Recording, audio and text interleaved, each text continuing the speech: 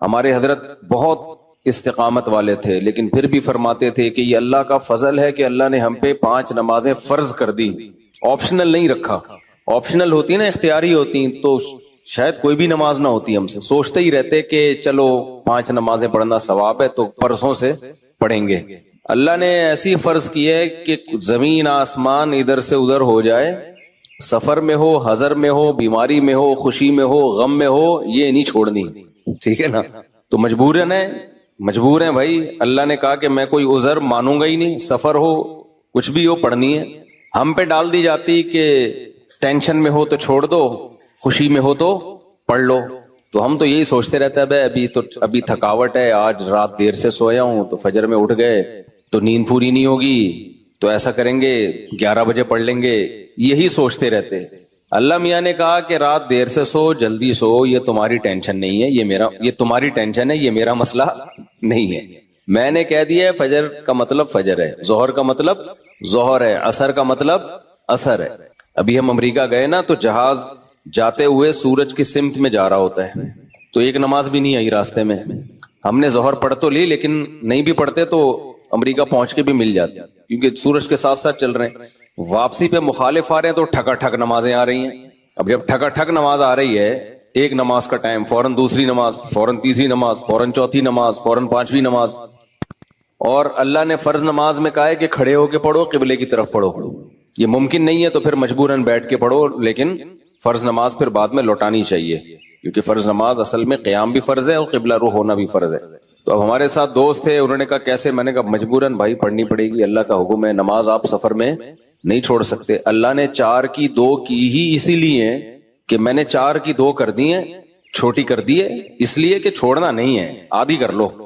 چھوڑنے کا آپشن ہوتا تو اللہ پھر کہہ دیتا ٹینشن میں ہو تو چھوڑ دینا، نہیں تو پھر پوری پڑھ لینا، یہ کہتا نا اللہ تعالیٰ۔ اب جب نماز کا ٹائم آیا، ہم نے کہا بھائی نماز پڑھنی ہے، تو وہ نماز میں جہاز میں جگہ کہاں دیتے ہیں؟ خیر ہم نے ریکویسٹ کی تو جگہ آگے، انہوں نے کہا آگے جا کے پڑھ لو۔ تو ہم نے کیا کیا، ہم نے کہا بھائی آج کل ایک ایپ آ رہی ہے جو لوگ جہازوں میں سفر کرتے ہیں، اس کا نام ہے حلال فری کر کے کچھ ہے، نام بھول گیا میں، بڑا زبردست نام ہے، آپ لوگ نوٹ کر لیں، وہ کبھی جہاز میں سفر ہو نا، حلال ٹرپ، یہ ایپ ڈاؤن لوڈ کر لیں اپنے موبائل میں۔ اور اگر ڈاؤن لوڈ نہیں ہو رہی تو ڈائریکٹ گوگل پہ بھی سرچ کی جا سکتی ہے، حلال ٹرپ گوگل پہ لکھیں تو وہ ایک ویب سائٹ آ جائے گی، وہ کھولیں، وہ آپ سے مانگے گا جہاز کے ٹائمنگ کیا ہے، کدھر سے کدھر جا رہا ہے، کیا تاریخ ہے، آپ اس میں ڈالیں گے، ٹھک کر کے وہ بتا دے گا کہ آپ کی جو گھڑی میں اس وقت ٹائم ہو رہا ہے اس کے مطابق فجر کتنے بجے، ظہر کتنے بجے، عصر کتنے بجے، مغرب کتنے بجے، عشاء کتنے بجے، اور اتنے بجے قبلہ کہاں ہوگا، اتنے بجے قبلہ جہاز میں کس سمت میں ہوگا۔ تو بڑی خاندانی ایپلیکیشن ہے، تو وہ آپ جیسے ہی ڈالیں گے ٹھک کر کے، تو ایک گھڑی آپ ایسی رکھیں جو چینج نہ ہو ٹائم اس کا۔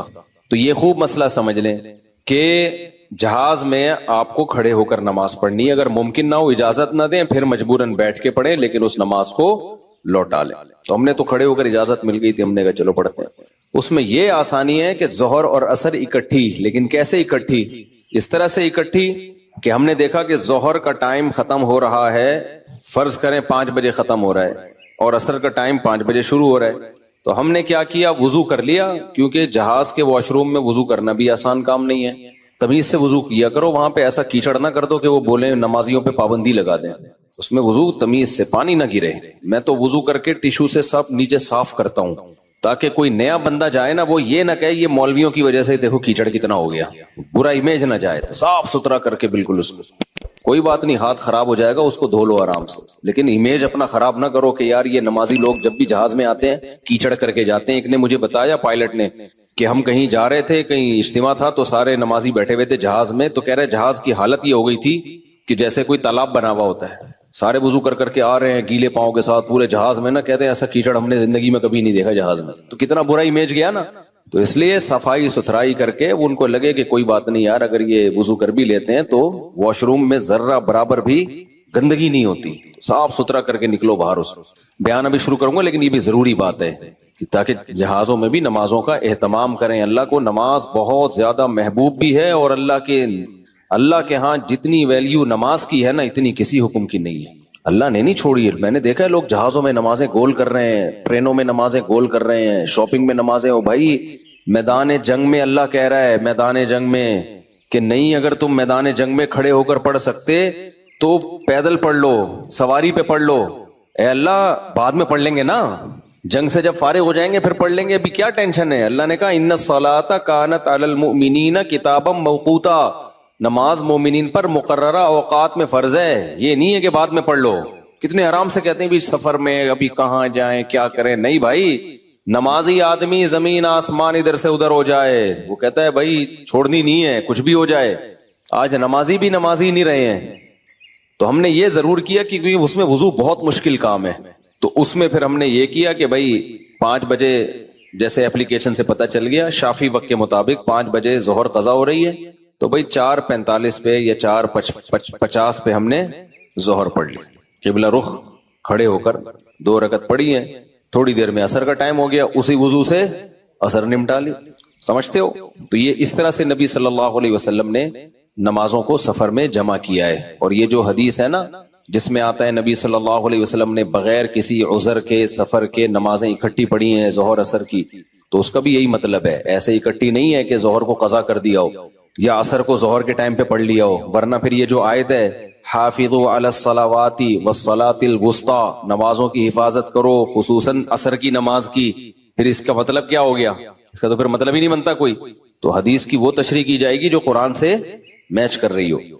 تو اس طرح سے پھر مغرب عشاء بھی ایسے پڑھ سکتے ہیں آپ.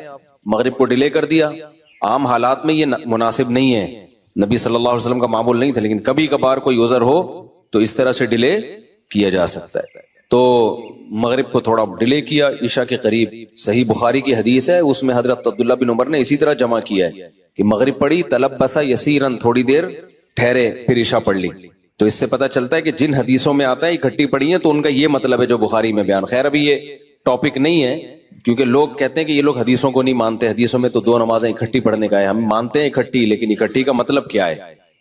تو خلاصہ یہ کہ کسی قیمت پہ بھائی نماز قضا بولو مت کرو. دیکھو بار بار ایک بات بیان کرتا ہوں، اللہ کے حکم میں آسانی ہے، لچک نہیں ہے. کیونکہ دنیا میں کوئی بھی قانون ساز اپنے قانون کو ہلکا نہیں سمجھتا. دنیا میں جو بھی حکومت ہوتی ہے قانون بنائے اور یہ کہے کہ یہ لازم ہے، اس کے بعد پھر وہ لازم نہ کرے، اور تو اس کا مطلب خود اپنے قانون کی ویلیو کو وہ ڈی ویلیو کر رہی ہے نا. یہی مطلب ہو گیا نا. دنیا میں کوئی یہ نہیں کرتا، تو اللہ قانون بنائے اور کہے کہ یہ فرض ہے، سفر میں بھی فرض ہے، حضر میں بھی فرض ہے، پھر اللہ کہ چلو میں نے کہہ تو دیا باقی تمہاری مرضی. نا نا نا نا نا نا، صحیح ہے، اللہ نے کہہ دیا اب ہے تو ہے، اب آپشنل نہیں ہے. رمضان کے بار بار میں بتاتا ہوں نا، روزے میں مزدور کو بھی روزہ رکھنا پڑے گا، کتنی سخت گرمی ہو، کیونکہ اللہ نے قانون بنا دیا بھائی بیماری میں سفر میں چھوڑ سکتے ہو، اس کا مطلب تیسرا کوئی عذر نہیں ہے، رکھنا پڑے گا. تو اس لیے جو فرائض ہے نا، واجبات فرائض، اس میں اللہ کے قانون آسان ضرور ہے، لچکدار نہیں ہے. جب ہے تو ہے. اسی میں ایک اور مسئلہ آ گیا عدت کا. کسی عورت کے شوہر کا انتقال ہو جائے، اللہ نے قانون بنا دیا، آسان قانون بنایا. زمانہ جاہلیت میں بہت مشکل تھا. جب کسی عورت کے شوہر کا انتقال ہوتا تھا تو زمانہ جاہلیت میں عورت 2 سال عدت گزارتی تھی. کتنی؟ 2 سال. اور اس 2 سال میں وہ میلی کچیلی رہتی تھی. یہاں تک بھی بعض روایات میں آتا ہے اس کی جگہ کو گندا رکھا جاتا تھا، مینگنیاں لا کے ڈال دی جاتی تھی گند میں رہے. اسلام نے اس حکم کو ختم کیا. یہ ظلم ہے عورت کے اوپر. اللہ نے حکم دیا 4 مہینے 10 دن بس، اور اس میں میلی کچیلی نہیں رہے گی، نہائے دھوئے، بس زینت اختیار نہیں کرے گی، زیور نہ پہنے، خوشبو کا استعمال نہ کرے، زینت اختیار نہ کرے، باقی نارمل رہے، گھر سے باہر نہ نکلے. وہ ایک صحابیہ نے نبی صلی اللہ علیہ وسلم سے اجازت چاہی کہ بھئی 4 مہینے 10 دن میں یوں کر لوں، میں فلانی جگہ چلے جاؤں. آپ نے فرمایا اللہ تعالیٰ نے تمہیں یہ آسانی دی ہے کہ وہ زمانہ جاہلیت کا حکم اللہ نے منسوخ کر دیا، اب اتنی آسانی دے دی، تو اب اس حکم کو فالو کرنا پڑے گا.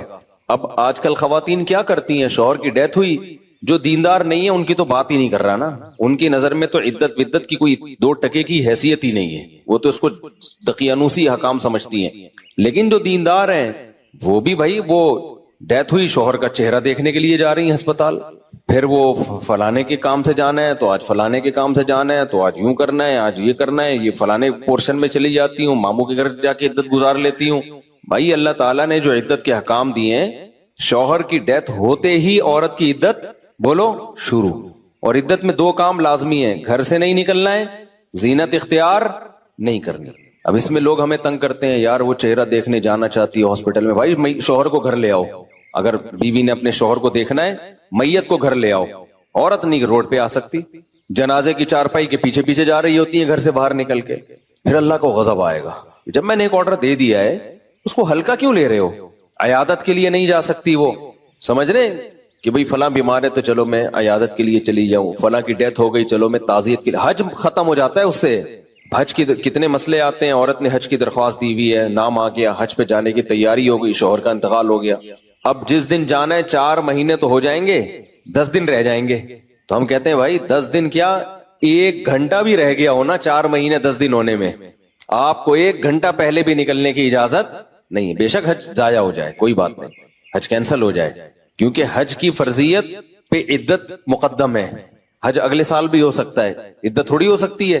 تو ہاں یہ اللہ نے آسانی رکھ دی ہے کہ جس عورت کا کوئی کمانے والا نہ ہو، اللہ نے لچک، جہاں شدید ضرورت تھی وہاں اللہ نے خود بخود لچک رکھ دی کہ بھوکے تو نہیں مر سکتے نا، کمانے والا کوئی نہیں ہے تو کمانے کے لیے جا سکتی ہے.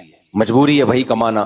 اس میں فقہاء نے بیان کیا دن میں جائے بغیر زینت اختیار کیے، اور دن میں واپس آ جائے، اور صرف کمانے کی حد تک باہر نکلے، ادھر ادھر نہ جائے.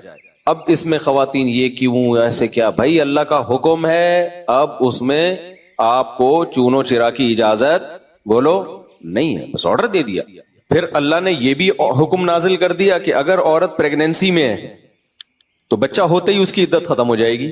دیکھو ہمارے نبی صلی اللہ علیہ وسلم بھی اللہ کے آرڈر کے سامنے کیسے اپنی عقل نہیں استعمال کرتے تھے. ایک صحابیہ کو حمل تھا، ان کے شوہر کی ڈیتھ ہوئی ہے اور ادھر بچہ پیدا ہو گیا. ادھر ڈیتھ ہوئی اور ادھر فوراً ہی. اب ان کو خیال ہوا بھائی اتنی جلدی تو عدت پوری نہیں ہوتی، تو کیا کرنا ہے؟ نبی نے سے مسئلہ پوچھا گیا، آپ نے فرمایا ختم. جب اللہ نے کہہ دیا وَأُولَاتُ الْأَحْمَالِ أَجَلُهُنَّ أَن يَضَعْنَ حَمْلَهُنَّ، کہ حمل والی عورت کی عدت یہ ہے کہ بچہ جن لے. تو بچہ جن دیا تو اللہ نے تو نہیں کہا کہ 1 سیکنڈ بعد جنے یا 1 سال کے بعد جنے. اللہ نے یہ کہا ہے اللہ نے قرآن میں. تو ہمارے نبی بھی اللہ کے حکم کو کیسے فالو کرتے تھے نا. اگر یہی بچہ پہلے پیدا ہو جاتا، پیدا ہوتے ہی شوہر کی موت ہو جاتی. فقہا بہت باریک مسائل بیان کرتے ہیں، اور آج کل کے اسکالر نا ان کا مذاق اڑاتے ہیں کہ دیکھو یہ اتنی باتوں میں لوگوں کو الجھایا ہوا ہے. فقہا نے بیان کیا ہے کہ ادھر بچہ پیدا ہوا، کیونکہ ایسا ممکن ہے، قانون جب لکھا جاتا ہے تو امکان کو بھی لکھا جاتا ہے کہ ابھی آدھا بچہ پیدا ہوا ہے اور شوہر کی ڈیتھ ہو گئی تو کیا ہوگا. ایک ہے بچہ پیدا ہوتے ہی شوہر کی ڈیتھ ہو جائے، تو بچہ چونکہ پہلے پیدا ہوا ہے، شوہر کی ڈیتھ بعد میں ہوئی ہے، تو اب عدت کیا ہوگی؟ اب 4 مہینے 10 دن چلے گی. ادھر شوہر کی ڈیتھ ہوئی اور فوراً بچہ پیدا ہو گیا تو عدت ختم. اب ایسے بھی کیس قیامت تک کے لیے دین آیا ہے نا. ایسا بھی ممکن ہے کہ شوہر کی ڈیتھ ہوئی اور بچہ آدھا پیدا ہوا ہے اور ادھر ڈیتھ ہوئی اس کی، یعنی ولادت ہو رہی تھی اور شوہر کا انتقال ہو گیا. امکان تو ہے نا، لا جب لکھا جاتا ہے نا تو اس میں امکانات بھی لکھے جاتے ہیں. تو فقہا نے اس پہ بھی بحث کی ہے کہ اس صورت میں کیا ہوگا. یا عورت کنفیوز ہے، پتہ ہی نہیں چل رہا کہ جب اطلاع ملی ہے تو بچہ پیدا ہو چکا تھا یا نہیں ہوا تھا. اس کے بھی فقہا نے حکام لکھے ہیں. تو بہت باریکیوں میں جا کے، تاکہ آئندہ آنے والے لوگوں کو کنفیوژن نہ ہو. آپ کتاب میں جا کے دیکھو، ہر مسئلہ فقہا نے ڈسکشن کی ہے اور اس کو بیان کیا ہے. تو ذرا سے فرق سے عدت کا حکم چینج. لیکن کیوں اتنا احتیاط کیوں؟ بھائی اللہ کا جب لا ہے تو وہ 2 اور 2 4 کی طرح ہے. سمجھتے ہو گے نہیں سمجھتے ہو؟ اب اللہ نے کہہ دیا کہ بھائی جو حمل والی عورت ہے اس کا بچہ پیدا ہوتے عدت ختم، اگلے سیکنڈ میں بچہ پیدا ہوا عدت ختم. حضرت عائشہ کا قول ہے یا کسی صحابی کا کہ شوہر کو ابھی غسل بھی دیا جا رہا ہو نا، ابھی دفنایا بھی نہیں جا رہا ہے اور بچہ پیدا ہو جائے تو بس ختم عدت، چاہے دفنایا بھی نہ ہو، فوراً نکاح کر سکتی ہے وہ. ٹھیک ہے نا، فوراً نکاح کر سکتی ہے. تو اللہ نے اجازت دے دی اس کو. اب اس میں حکمت کیا ہے ہمیں نہیں پتا بھائی، اللہ کا حکم ہے، نص وارد ہو گئی تو نبی نے بھی اس پر عمل کیا، صحابہ نے بھی، ائمہ مجتہدین نے بھی. لیکن یہ نہیں ہے کہ جی 40 دن کی عدت، بعض 40 دن کی عدت منا رہی ہیں، بعض جو ہے وہ سفر کر رہی ہیں عدت کے دوران. تو ہاں گھر اکیلا ہے، وحشت ہے اس میں، بہت زیادہ خوف ہے، کوئی خطرہ ہے چوری چکاری کا، تو مجبوری میں پھر وہ گھر چینج کر سکتی ہے. جیسے کوئی کوئی ایسی جگہ پہ رہ رہی ہو جہاں چور ڈاکوؤں کوئی ساتھ رہنے والا نہ ہو، وہ ایک الگ مسئلہ ہے۔ سجدہ سہو کرنا کب ضروری ہوتا ہے؟ سجدہ سہو کب اور کس صورت میں کرنا ضروری ہے، تفصیل سے بتا دیں۔ نماز میں کوئی واجب چھوٹ جائے یا کسی واجب یا رکن میں 3 دفعہ سبحان ربی الاعلی اتنے کہنے کی بقدر تاخیر ہو جائے تو سجدہ سہو واجب ہوتا ہے۔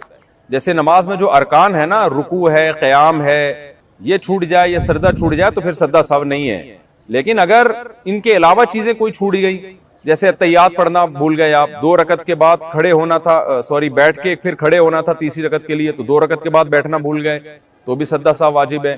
تاخیر ہو گئی، آپ نے اتحیات پڑھی، پھر تیسری رکعت کے لیے آپ کو فرض نماز یا واجب میں یا سنت موقدہ میں کھڑا ہونا تھا تو آپ نے درود شریف پڑھ لیا تو تاخیر ہو گئی، تو ایسی صورت میں سجدہ سہو واجب ہوتا ہے۔ باقی اس پر کتابیں ملتی ہیں سجدہ سہو کے مسائل پر، بہتر ہے وہ خرید لیں۔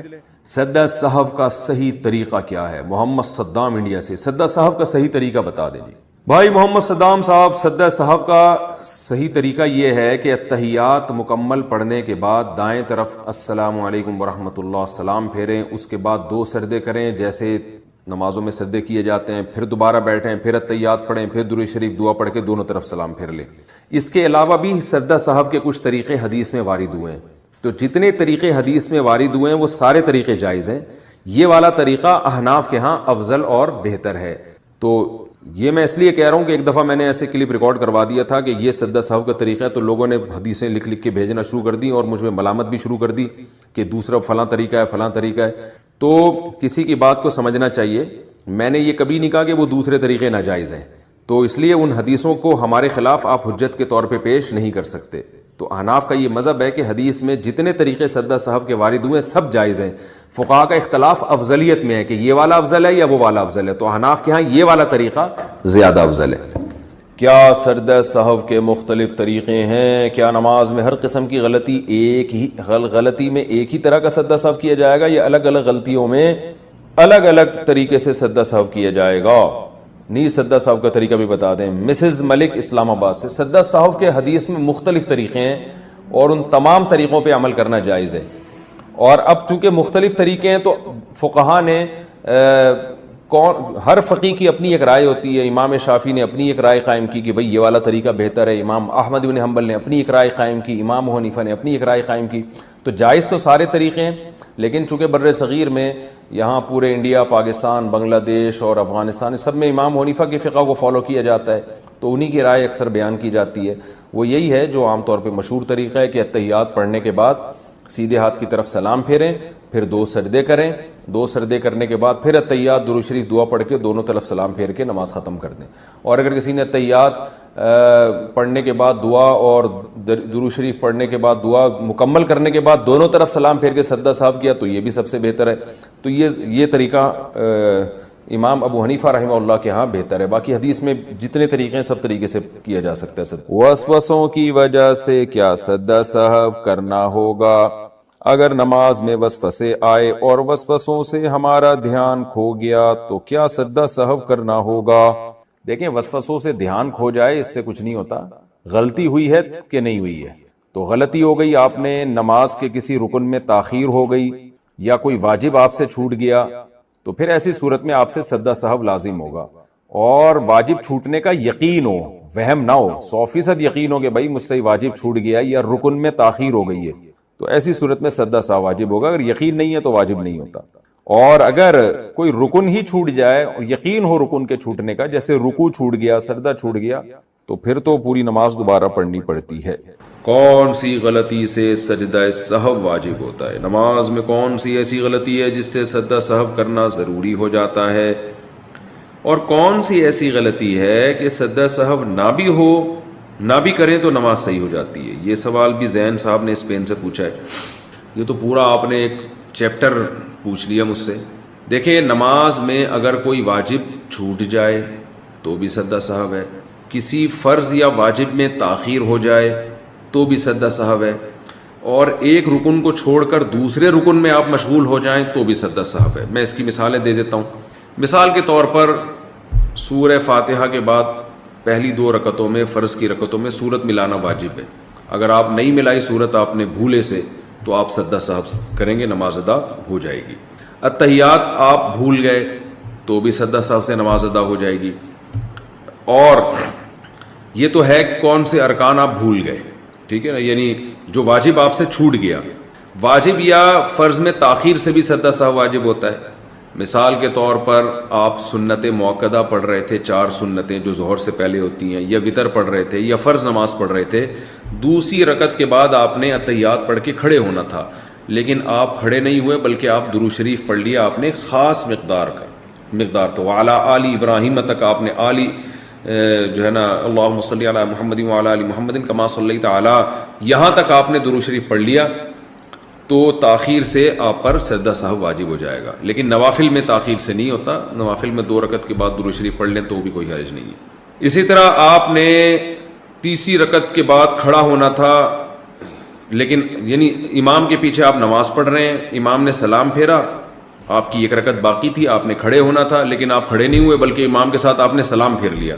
تو سلام پھیرنے سے کیا ہوا ہے کہ آپ کو جانا چاہیے تھا قیام میں, لیکن آپ وہ رکن چھوڑ کر ایک دوسرے رکن میں چلے گئے, اور السلام تک آپ نے سلام کا لفظ اپنی زبان سے نکال دیا, تو بھی آپ کو پھر آخر میں سجدہ سہو کرنا پڑے گا, کیونکہ 1 رکعت آپ کی باقی تھی اور آپ سلام پھیر لیا آپ نے, تو ایک رکن چھوڑ کر آپ دوسرے رکن میں مشغول ہو گئے. تو یہ کچھ احکام ہیں جو عام طور پہ لوگوں سے غلطیاں ہو رہی ہوتی ہیں, تو ان غلطیوں میں آپ سجدہ سہو کریں گے تو نماز ادا ہو جائے گی. اور اگر آپ نے نماز کا کوئی رکن چھوڑ دیا تو پھر سجدہ سہو سے نماز نہیں ہوتی. مثال کے طور پر نماز کے بعد آپ کو آخر میں یاد آیا میں تو رکوع کیا ہی نہیں ہے, نماز کے بعد یاد آیا, تو رکوع چھوڑنا تو ایک فرض چھوڑ دیا نا آپ نے, رکن چھوڑ دیا, تو اس کی سجدہ سہو سے تلافی نہیں ہوگی. یا نماز میں ترتیب الٹ دیں آپ کہ رکوع آپ نے چھوڑا تو تھا لیکن سجدے میں جا کے یاد آیا کہ میں نے رکوع نہیں کیا ہے, تو پھر آپ کھڑے ہوں گے, دوبارہ رکوع کریں گے, پھر دوبارہ سجدہ کریں گے. تو یہ ترتیب جو آپ سے چینج ہوئی ہے نا, اس کی وجہ سے بھی آپ کو سجدہ سہو کرنا پڑے گا. بہتر یہ ہے کہ بہشتی زیور جو کتاب ہے مسائل کی, جامعۃ الرشید والوں نے چھاپی ہے تسہیل بہشتی زیور کے نام سے, وہ کتاب آپ گھر میں رکھیں. اس میں روز مرہ کے نماز کے, روزے کے اور بہت سارے مسائل اس میں ہیں. علماء کہتے ہیں کہ ایک ایسی کتاب ہے جسے پڑھ کر آپ نیم عالم بن جائیں گے, یعنی بیسک مسائل آپ کو معلوم ہو جائیں گے. اللہ نے اس کو بہت مقبولیت عطا کی ہے. وہ کتاب آپ گھر میں رکھیں اور وہ اپنے مطالعے میں رکھیں, تو انشاءاللہ یہ روز مرہ کے مسائل نماز کے, روزے کے, زکوٰۃ کے آپ کے حل ہو جائیں گے. کہ اگر ماں باپ کے حقوق ہیں, دوستوں کے حقوق ہیں, تو اللہ کے سب سے زیادہ ہونے چاہیے. تو وہ غیر مسلم جو مسلمان ہوا نا, اس نے بتایا کہ سب سے پہلے تو 5 نمازیں ہیں بھائی. ہم اگر اللہ کو مانیں تو اللہ سے ریلیشن تو ہو. تو یہ اسلام ہے جو ہمیں 5 دفعہ مسجد میں لے کر آتا, اور لاتا کتنے بہترین اسٹائل کے ساتھ ہے. کیسے بہترین انداز کے ساتھ لاتا ہے اسلام. یہ بھی ہو سکتا تھا کہ خام خواہ کی قربانی دلوائی جاتی کہ 5 دفعہ تم نے الٹے لٹکنا ہے تاکہ پتہ چل جائے تمہارا اللہ سے کیا ہے, ریلیشن ہے. تو یہ بھی تو قربانی ہوتی کہ نہیں ہوتی, لوگ دلوا رہے ہوتے ہیں. فوج میں نا جب ہم جو NCC کی ٹریننگ کی ہے نا کالج میں, تو وہ فوجی صوبے دار ہمیں ٹریننگ دیتے تھے. تو وہ یہ ثابت کرنے کے لیے کہ میں آفیسر ہوں, بعض دفعہ خام خواہ میں ڈنڈ پہ لو بیٹھ کے, چلو بھائی. اب فوجیوں میں ہوتا ہے نا تاکہ آفس کے آرڈر کو فالو کرنے کا جذبہ پیدا ہو. اب ڈنڈ پیل رہے ہیں, ہمیں پتا تھا بھائی یہ ڈپس لگانے پڑیں گے آپ کو, ٹھیک ہے نا. وہ کہتا ہے جب کھڑے ہو کر دوبارہ لگاؤ. تو یہ سکھایا جاتا ہے فوجیوں کو قربانی کا جذبہ پیدا کرنے کے لیے. تو اللہ میاں ایسے بھی کر سکتے تھے کہ بس الٹے لٹک جاؤ, ٹھیک ہے نا, 5 ٹائم قربانی دلوائی ہے, لیکن ایسے طریقے سے دلوائی ہے کہ اس میں ہمیں روحانی سکون ملے, اس میں ہمارا اللہ سے ریلیشن قائم ہو, اس میں ہمیں لطف اور مزہ آئے, ہماری دنیا بھی سدھر جائے اس سے. ہمیں حکم دیا سب سے پہلے فجر کی نماز رکھی تاکہ مسلمان صبح دیر سے اٹھنے والی قوم نہ بنے. اللہ میاں یہ بھی کر سکتے تھے کہ پہلی نماز 11 بجے, دوسری نماز شام 3:30 بجے, 4-5 نمازیں ایسے کر دیتے. جہلم والی سرکار نے تو کر دی, فجر رکھی ہے اور ظہر کے بارے میں بولا ہے کہ عصر سے 20 منٹ پہلے آپ ظہر عصر پڑھ لیں اور غروب آفتاب ہوتے ہی مغرب عشاء بھی اکٹھی پڑھ لیں. تو یہ عملی طور پر 2 نمازیں ہوئی ہیں, ٹھیک ہے نا. 5 نمازوں کا مطلب ہوتا ہے اپنی تمام مصروفیات کو دوبارہ سے فارغ کر کے نماز کے لیے آنا. ظہر میں آپ سارے کام چھوڑ کے آتے ہو, پھر واپس چلے جاتے ہو, پھر عصر میں الگ سے آتے ہو, پھر واپس چلے جاتے ہو, پھر مغرب میں الگ سے آتے ہو, پھر واپس چلے جاتے ہو, پھر عشاء میں الگ سے آتے ہو. یہ 5 دفعہ قربانی دلوائی جا رہی ہے. اگر اس طرح سے نمازیں اکٹھی کرنے کا اسلام میں حکم ہوتا تو 3 دفعہ قربانی ہوتی, 5 دفعہ قربانی نہیں ہوتی. دیکھو ہم ظہر سے پہلے 4 سنتیں پڑھتے ہیں اور 4 فرض پڑھتے ہیں. ان سنتیں پڑھنے میں کوئی قربانی ہوتی ہے ہمیں؟ اس لیے کہ تو نماز کے لیے آئے ہوئے ہی ہیں نا. تو اگر ہم 4 فرض کے ساتھ 4 عصر بھی پڑھ لیں تو عصر کی قربانی تھوڑی ہی پھر یہ. تو 5 نمازوں کا مطلب ہی 5 ٹائم پہ آنا ہے. اس میں شاپنگ واپنگ ہی تو رکاوٹ بنتی ہے. اور آپ نے شاپنگ کے لیے کہہ دیا ہے اہل حدیث. حالانکہ اہل حدیث یہ مانتے نہیں ہے، لیکن یہ اس کی عادت ہے جہلم والی سرکار کی کہ کسی بھی مسلک میں کوئی بھی الٹا فتویٰ دے رہا ہوگا نا تو اس الٹے مولوی کو لا کے ہائی لائٹ کر کے مسلک کو بدنام کرنا. تو ایک اہل حدیث کا کلپ وہ چلایا کہ ایک اہل حدیث کہتے ہیں کہ میں جب 12:30 بجے شاپنگ کے لیے جاتا ہوں نا اپنی بیوی کو لے کے تو 12:30 بجے ظہر کے ساتھ کیا پڑھ لیتا ہوں. یہ جہلم والی سرکار کا کلپ میں نے خود اپنے کانوں سے سنا ہے کہ 12:30 یا 12 بجے جیسے ہی ظہر کا وقت داخل ہوا تو ظہر کے ساتھ فوراً کیا پڑھ لیتا ہوں؟ عصر. حالانکہ قرآن میں سورہ نور اللہ کیا کہتے ہیں؟ رجال لا تلہیہم تجارت ولا بیع عن ذکر اللہ واقام الصلاۃ. مسجدوں میں ایسے لوگ ہوتے ہیں کہ ان کو تجارت اللہ کی یاد اور نماز سے غافل نہیں کرتی. بزنس ہی اللہ کی یاد، اور اللہ فرماتے ہیں مسجدوں میں ہوتے ہیں. پتہ چلتا ہے کہ کہاں آگے پڑھنی ہوتی ہے، جماعت سے بھی اور اپنے ٹائم پہ بھی.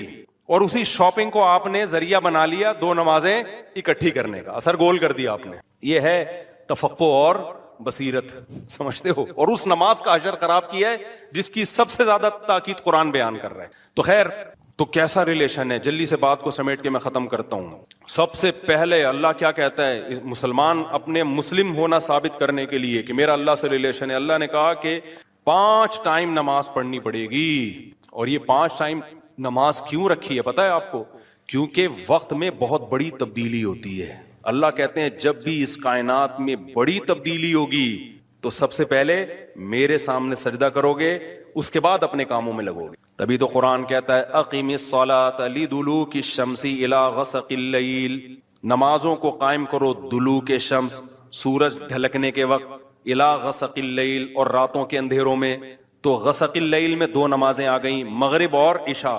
یہ دونوں رات کی نمازیں ہیں، لیکن ان دونوں کے اوقات میں بڑا فرق ہوتا ہے. مغرب میں فل اندھیرا نہیں ہوتا لیکن روشنی بھی نہیں ہوتی، بہت زیادہ وقت میں تغیر ہو جاتا ہے.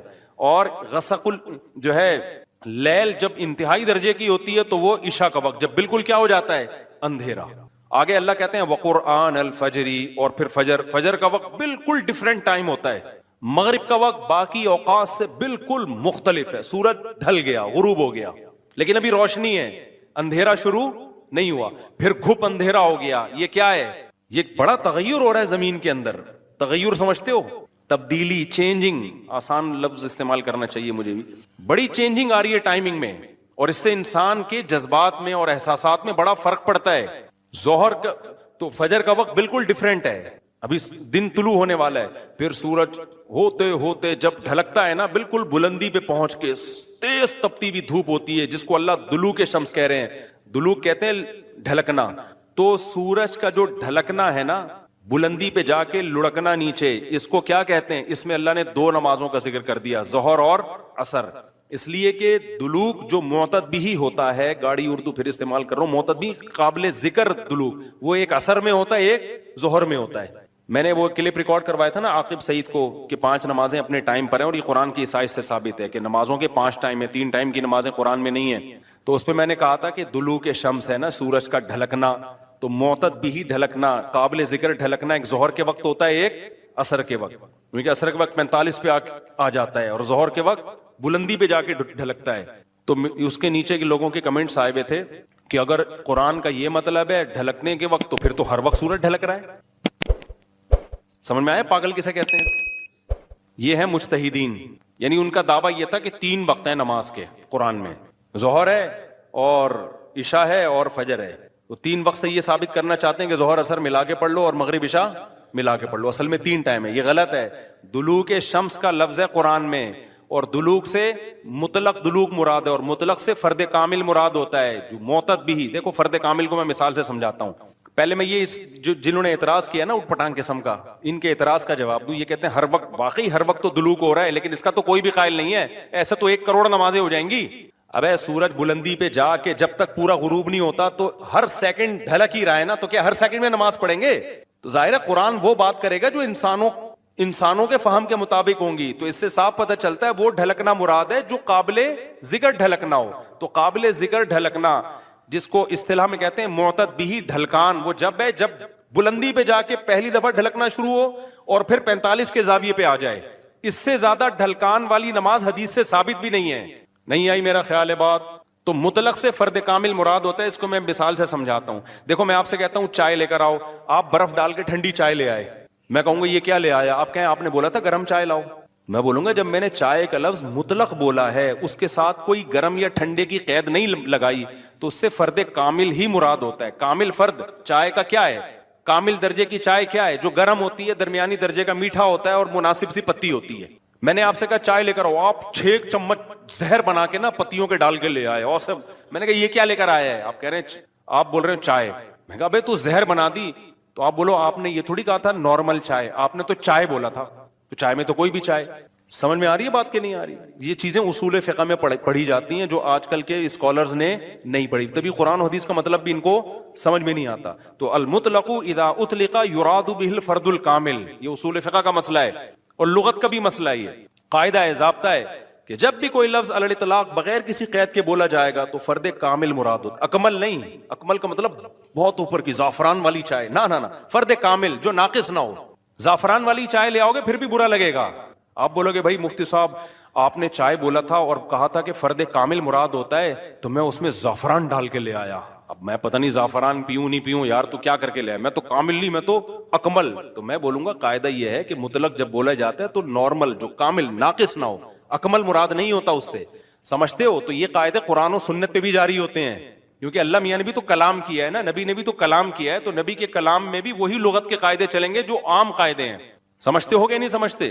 تو اب دیکھو قرآن کہہ رہے اقیم الصلاۃ لدلوک الشمس, سورج کے ڈھلکنے کے وقت. تو ڈھلکنے سے فرد کامل جو کامل درجے کا ڈھلکنا ہے, تو کامل درجے کا ڈھلکنا ایک جب بالکل بلندی پہ جا کے ڈھلکنا شروع ہوتا ہے, اس کو کہتے ہیں ڈھلکنا, پہلی دفعہ جب ڈھلکنا. اور دوسرا جب 45 کے زاویے پر جو عصر کے قریب کا ٹائم ہے جس میں سورج میں تغیر پیدا ہونا شروع ہو جاتا ہے, تو یہ ڈھلکنا ہے. تو اب جب بھی زمین میں کوئی نیا ٹائم داخل ہوتا ہے نا, تو اللہ کہتے ہیں کیا کرنا ہے؟ سب سے پہلے اللہ کا شکر. تبھی علماء نے اصول فقہ کی کتابوں میں لکھا ہے کہ نمازوں کے جو اوقات ہیں نا, یہی نماز کا سبب ہے. سمجھتے ہو؟ اللہ میاں نے نمازوں کے اوقات کو نماز کا سبب بنا دیا. اب اس بات کو بھی سمجھو, اصل میں نماز کا سبب ہے اللہ کے احسانات. نماز جو ہم پڑھتے ہیں اس کا اصل سبب کیا ہے؟ اللہ کے احسانات. اب اللہ کے احسانات تو 24 گھنٹے ہیں, تو کیا 24 گھنٹے پڑھتے رہیں؟ ظاہر ہے اس میں حرج ہے. تو اللہ میاں نے کیا کیا؟ اللہ میاں نے بولا دیکھو شریعت کا ایک اصول ہے. ابھی کیا تمہیں پورا اصول فقہ بیٹھا کے سمجھاؤں میں, لیکن کیا کریں, سمجھائے بات سمجھ میں آتی نہیں. دیکھو شریعت کا اور کامن سینس کا بھی ایک اصول ہے کہ جب کسی, پہلے مشکل اردو میں سمجھاتا ہوں پھر ایکسپلین کروں گا. جب کسی حکم کا مدار حقیقت کسی حقیقی سبب پہ رکھنا ممکن نہیں ہوتا نا, تو سبب ظاہر پر حکم کا مدار رکھا جاتا ہے. مشکل ہے مجھے پتا ہے, آسان کر کے سمجھا رہا ہوں. دیکھو ہم جو سفر میں 2 رکعتیں پڑھتے ہیں, اس کی اصل وجہ ہے مشقت. کیوں ہم 2 رکعتیں پڑھتے ہیں؟ بھائی ٹینشن ہے سفر میں. اللہ نے نماز کیا کر دی کہ بھائی سفر میں آدمی ایسے راحت میں نہیں ہوتا جیسے گھر میں ہوتا ہے نا. تو اللہ میاں نے کیا حکم دیا کہ بھائی کتنی پڑھنی ہے؟ 2 پڑھنی ہے. تو اصل جو وجہ ہے نا سفر میں 4 کی 2 جو اللہ نے کر دی ہیں, اس لیے کہ سفر میں آدمی اتنی خوشی اور راحت میں نہیں ہوتا بلکہ تھوڑی سی ٹینشن میں ہوتا ہے. لیکن اگر اللہ تعالیٰ یہ کہتے کہ ٹینشن ہی پر حکم کا مدار ہے, تو یہ ٹینشن کم ہونے کے بجائے بڑھ جاتی. وجہ اس کی ہے کہ ہم سوچتے رہتے پتہ نہیں مجھے سفر میں ٹینشن ہو بھی رہی ہے کہ نہیں ہو رہی ہے. بعض دفعہ لوگ سفر میں گھر کی نسبت زیادہ خوش ہوتے ہیں. آپ جا رہے ہو جہاز میں یا ٹرین میں, بڑا مزہ آ رہا ہے آدمی کو, یار اللہ میاں نے تو کہا تھا ٹینشن کی, اب تو ٹینشن نہیں ہو رہی. تو وہمی تو ویسے ہی بڑھ جاتا وہمیوں کا پروگرام نا. وہ تو سارا جو 6 گھنٹے جس کا وضو نہیں ہوتا وہ یہ کیسے سوچے گا کہ مجھے ٹینشن ہو رہی ہے کہ نہیں ہو رہی. پھر اگر ہو رہی ہے تو کتنے کلو ٹینشن ہو رہی ہے. بعض دفعہ ہو رہی ہے لیکن آدمی کہتا ہے یار اتنی تو مجھے گھر میں بھی ہوتی ہے, یا ہو سکتا ہے نہیں ہوتی ہے. تو اسلام ان بکھیڑوں سے نکال کے اللہ میاں نے کیا کیا, بھائی سفر سبب ہے ٹینشن کا اور ٹینشن سبب ہے نماز کا. تو اصل سبب تو ٹینشن ہے, لیکن اگر ٹینشن پہ میں نے ڈال دیا نا مدار, تو یہ ٹینشن کم نہیں ہوگی بڑھے گی. لہذا سفر پہ ڈال دیا میں نے. اب سفر ہوگا تو چھوڑ دو, ٹینشن ہے یا نہیں وہ 2 پڑھا کرو. نہیں ہے بات میرا خیال ہے. تو یہ ٹینشن سے بچانے کے لیے اللہ نے کہہ دیا اب سفر میں چاہے انجوائے بھی کر رہا ہوں نا آدمی, تو بھی ہم کتنی پڑھتے ہیں؟ 2 پڑھتے ہیں. اور مقام پہ جتنی مرضی ٹینشن میں ہوں پھر بھی پوری 4 پڑھتے ہیں. تو یہ اصول, اور یہ دنیا میں بھی یہ اصول چلتے ہیں. سمجھتے ہو کہ نہیں سمجھتے؟ تو یہاں بھی اللہ نے کیا کیا, اللہ میاں نے فرمایا اصل میں تو تم پہ نماز فرض ہے اس لیے کہ میرے احسانات تم پر بہت ہیں. اب وہ احسانات تو ہر وقت بولو ہوتے رہتے ہیں. اب ہر وقت احسانات ہیں تو اب ہر وقت پڑھتے رہے نماز, وہ تو ناممکن ہے. تو اللہ میاں نے کہا کہ بھائی دیکھو اللہ کے احسانات میں جو تجدد ہوتا ہے نا, جدت آتی ہے, وہ ٹائم کے لحاظ سے آتی ہے. ہماری پوری زندگی کا نظام کس سے چل رہا ہے؟ ٹائم سے چل رہا ہے. تو وقت جیسے ہی تبدیل ہوتا ہے نا, ایک نئی نعمت کا ظہور ہوتا ہے. تو تبدیلی وقت پہ حکم کا مدار رکھ دیا اللہ تعالیٰ نے. ٹائم جیسے جیسے چینج ہوگا تو سمجھ لو کہ اللہ کی نئی نعمت مل رہی ہے تمہیں, تو اس نئی نعمت پہ شکرانے کے لیے تم نے کیا کرنا ہے؟ نماز پڑھنی ہے.